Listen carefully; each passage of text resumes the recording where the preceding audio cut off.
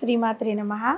శ్రీ లలితా సహస్రనామంలోని 822వ నామము బ్రహ్మ. ఈ నామానికి అర్థం ఏంటి అంటే బ్రహ్మత్వమును ప్రసాదించున్నది అని. అమ్మవారు పరిపూర్ణ జ్ఞాన స్వరూపిణి కదా. ఆ అపారమైన జ్ఞానమును తన భక్తులకి ప్రసాదించడం ద్వారా ఆ తల్లి ముక్తి పొందాలనే కాంక్ష కలిగిన వారికి తన యొక్క మోక్ష సామ్రాజ్యాన్ని ప్రసాదిస్తుంది. భక్తులు ఎప్పటికైనా పొందాలి అనుకునేది అహం బ్రహ్మాస్మి అనే స్థితిని పొందాలి అనుకుంటారు. ఆ స్థితిని ప్రసాదించినది సాక్షాత్తు ఆ జగన్మాత. ఈ నామం మనము పూర్తిగా వివరించుకునే ముందు ఇంకొక నామం గురించి కూడా తెలుసుకోవాలి. అదేంటి అంటే బ్రహ్మజనని. ఈ నామం గురించి కొంతమంది భాష్యకారులు ఏం చెప్తూ వచ్చారు అంటే బ్రహ్మణే నమః అని, జనన్యై నమః అని రెండు నామాలుగా వివరిస్తూ వచ్చారు. ఇంకొంతమంది ఏం చేశారు అంటే బ్రహ్మజనన్యై నమః అని చెప్పారు. వీటిలో ఏ విధంగానైనా ఈ నామాన్ని మనం పఠించుకోవచ్చు. మనము ఇప్పుడు ప్రస్తుత నామము బ్రహ్మణే నమః అని, ఇంకా జనన్యై నమః అని ఈ రెండు నామాలుగా మనం వివరించి అంటే విడదీసి విశ్లేషించుకుందాం. మొదటిగా బ్రహ్మణే నమః అనే నామానికి అర్థం ఏంటి, ఎందుకు వచ్చింది ఈ నామం అన్న దాని గురించి తెలుసుకుందాం. జగన్మాత బ్రహ్మస్వరూపురాలు కాబట్టి బ్రహ్మము గొప్పదానికంటే గొప్పది అన్నమాట. దానికంటే గొప్పది ఇంకా మరొకటి ఏదీ లేదు. అదే బ్రహ్మము. అన్నిటికీ కారణము, అన్నిటికీ ఆధారంగా సృష్టిలో వ్యాపించి ఉంటుంది. ఆత్మదర్శనం చేత పొందదగినది అన్నమాట బ్రహ్మము. సత్ చిత్ ఆనంద రూపమై ఉంటుంది. జీవుల్లో అహం బ్రహ్మాస్మి అన్న దానికి అనుభవంగా ఉంటుంది. సృష్టిలో సగుణము, సృష్టికి పూర్వము నిర్గుణము. ఏ బ్రహ్మ సంకల్పమును అనుసరించి సృష్టి స్థితి లయములు జరుగుతూ ఉన్నాయో తిరిగి ఆ బ్రహ్మలోనే సర్వము లయమైపోతూ ఉన్నాయి.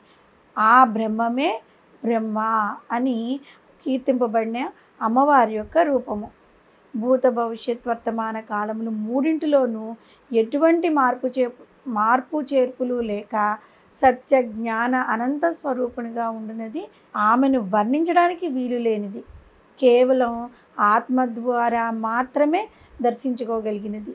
బ్రహ్మ అయిన అమ్మవారి యొక్క రూపాన్ని వసన్యాది వాగ్దేవతలు కీర్తింపబడిన జగన్మాత యొక్క రూపం అన్నమాట. ఈ రూపాన్ని పోతనాచార్యులు గజేంద్ర మోక్షంలో వివరించారు. లోకాలు, లోకాధిపతులు, లోకులు నశించిపోయిన తర్వాత లోకమనేదే లేనప్పుడు ఏర్పడే దట్టమైన చీకటి అవతల ఏ పరమ పురుషుడు ఒకే ఆకారంతో ప్రకాశిస్తూ ఉంటాడో అతనిని మాత్రమే నేను సేవిస్తాను, అదే బ్రహ్మ అని ఆ విధంగా కీర్తింపబడిన పరబ్రహ్మ స్వరూపము అమ్మవారు. ఆత్మరూపమైన బ్రహ్మము నిర్వచమునకు అతీతమైన మంగళమైన రూపము. తాను తప్ప రెండవది లేక అద్వైతంగా ఏకస్వరూపమై అఖండ స్వరూపంగా ప్రకాశిస్తూ ఉంటుంది. వేదాలు కూడా పరబ్రహ్మ స్వరూపం యొక్క లక్షణాలు. ముక్తులకు వారి చేత పొందబడు ఆత్మజ్ఞాన స్వరూపమే బ్రహ్మము.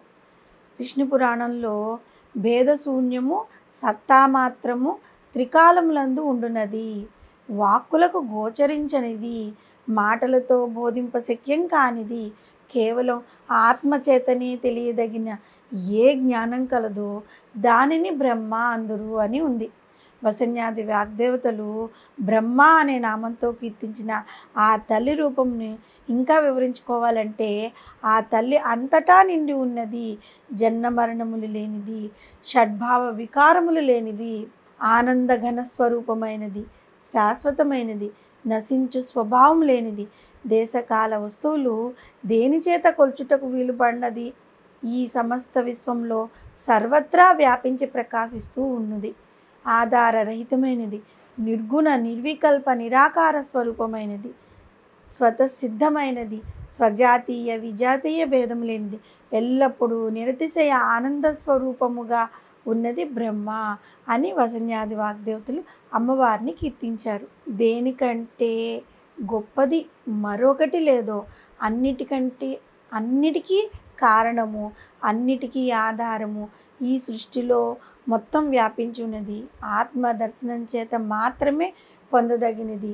ఎవరి సంకల్పమును అనుసరించి సృష్టి స్థితి లయములు జరుగుతున్నాయో, తిరిగి ఎవరిలో సర్వము లయమవుచున్నాయో అట్టి పరబ్రహ్మ స్వరూపమైన జగన్మాతను మనందరము శ్రద్ధాభక్తులతో బ్రహ్మ అనే నామంతో పూజిస్తూ ఉన్నట్లయితే, అమ్మవారిని ఈ నామంలో ఏ విధంగా వసన్యాది వాగ్దేవతలు కీర్తించారో అదే విధంగా వాటి యొక్క స్థితిని మనకు అమ్మవారు ప్రసాదిస్తారు. శ్రీమాత్రే నమః.